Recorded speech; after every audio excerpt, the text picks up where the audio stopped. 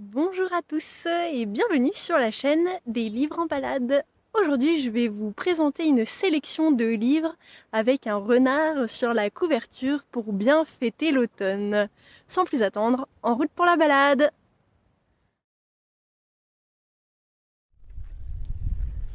Commençons cette sélection avec Jules et le renard de Jo Todd Staton. Jules, c'est un souriceau qui vit seul dans son terrier à l'abri des prédateurs.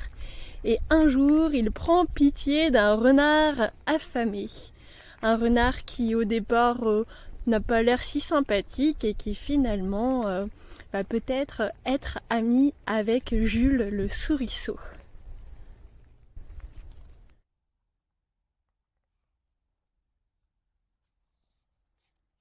J'adore, c'est trop mignon. Ce renard, il est trop chou.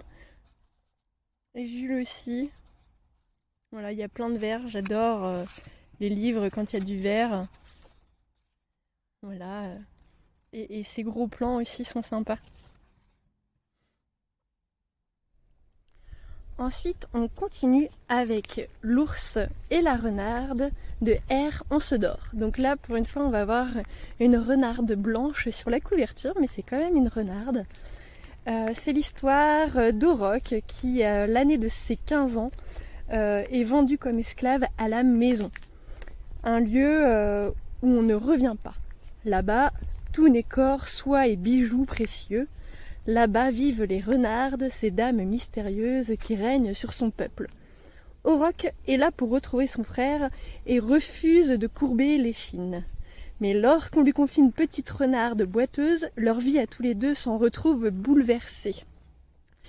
Alors là, il y a deux romans en un livre. C'est une édition de luxe qui est magnifique et l'intérieur est tout aussi magnifique. Auroch et Picta la renarde vont devenir amis et c'est une histoire d'amour, de trahison et de quête de liberté.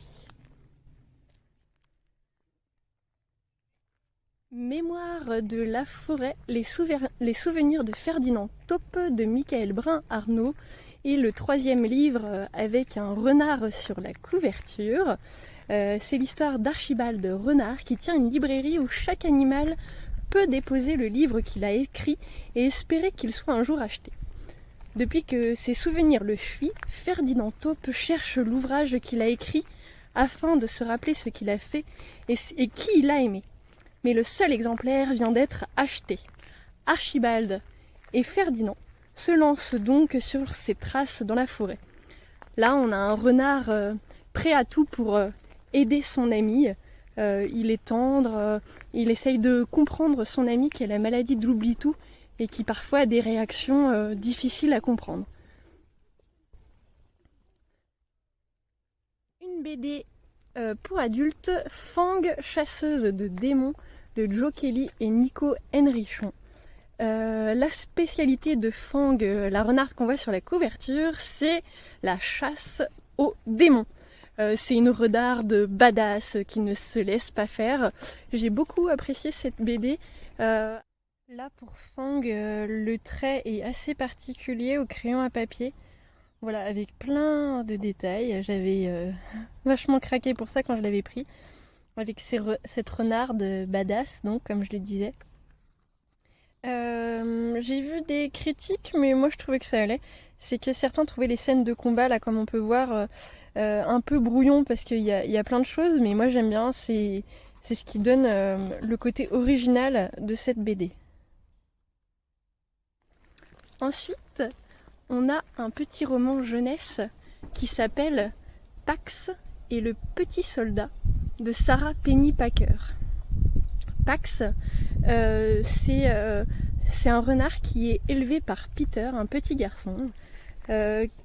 Et un jour, le père de Peter part à la guerre et demande à son fils d'abandonner le renard.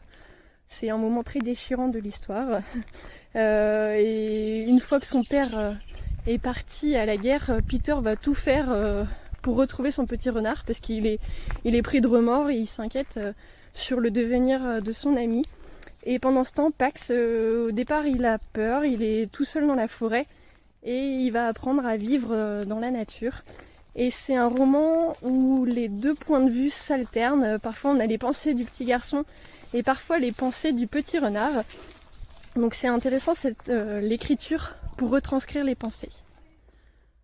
Là on a un petit renard qui fait très réaliste, il est livré à lui-même, il y a une amitié forte pour Peter et à la fin il y a quand même son côté sauvage qui revient.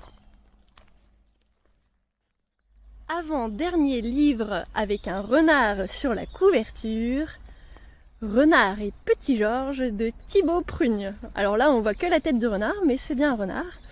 Là le résumé est sympa, c'est comment sortir d'un trou à l'aide d'un hamster et d'un haricot. Une seule solution, planter le haricot et attendre qu'il pousse et se retenir de manger le hamster, bien sûr qui n'en est pas un, c'est un mulot. Et si au milieu de cette forêt naissait une grande amitié. J'ai beaucoup aimé les traits, je vous montre ça tout de suite.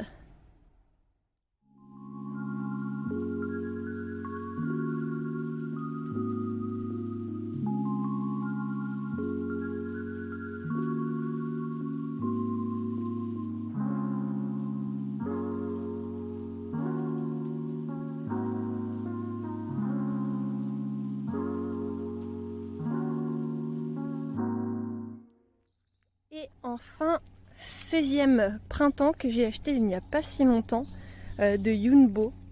L'histoire c'est celle de Yeowu qui a 5 ans part vivre à la campagne chez son grand-père et sa grand-mère. Et là-bas elle rencontre Paulette, une poule qui va la prendre sous son aile et l'aider à grandir. Donc je pense que c'est un récit initiatique. Et l'autrice que j'ai pu rencontrer, l'autrice et illustratrice, m'a raconté que c'était basé sur une histoire vraie et qu'elle a choisi de la mettre en BD.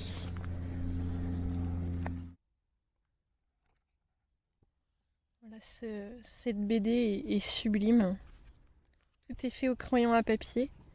L'illustratrice vient de Corée et elle me disait qu'en Corée, il y avait beaucoup plus de dessins numériques, voire que ça, et du coup elle était contente d'être publiée en France parce qu'elle a pu utiliser un trait plus traditionnel. En fait, elle dessine tout à la main. Et c'est quelque chose qui ne se fait pas trop en Corée, où il y a beaucoup de webtoons et de mangas. Elle m'expliquait cela et elle avait fait une super dédicace avec ses crayons de prédilection, les crayons de couleur. Et voilà, la vidéo est terminée. Si vous aussi vous connaissez un livre avec un renard sur la couverture, n'hésitez pas à le partager en commentaire. Et en attendant de vous lire, je vous dis à bientôt pour une prochaine balade.